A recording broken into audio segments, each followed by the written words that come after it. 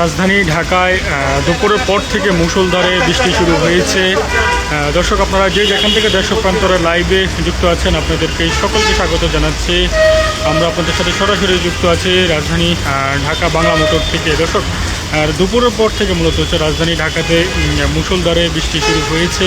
ইতিমধ্যেই কিন্তু আবহাওয়া অফিস তার এক বিজ্ঞপ্তিতে জানিয়েছে দুপুরের পর থেকে মূলত হচ্ছে রাজধানী ঢাকা সহ প্রায় 20টি জেলার উপর দিয়ে অস্থায়ীভাবে দমকা হাওয়া সহ এবং বজ্রপাত সহ বৃষ্টি হওয়ার সম্ভাবনার কথা জানিয়েছে। এবং দুপুরের পর থেকে যে নদী বন্দরগুলো রয়েছে সেই নদী বন্দরগুলোকে সতর্ক অবস্থা জারি করেছে। আমরা ইতিমধ্যেই কিন্তু আমরা রাজধানী দুপুরের পর থেকে রাজধানীতে ঢাকাতে মূলত হচ্ছে সেই মুষলধারে সেই বৃষ্টি শুরু হয়েছে এবং আমরা ইতিমধ্যেই সিলেট এবং চট্টগ্রামও সেই পরিপ্রেক্ষিতে দেখতে পেয়েছি। আবহাওয়া অফিস কিন্তু তার যে বিজ্ঞপ্তিতে মূলত হচ্ছে তিনি জানিয়ে আসছিল যে মুষলধারে বৃষ্টি এবং সেই সঙ্গে ঝড়ো হাওয়া এবং বজ্রপাতের সম্ভাবনার কথা রয়েছে। দর্শক, রাজধানীতে যে মুষলধারে বৃষ্টি কিছুটা স্বস্তি নিয়ে আনলো, তবে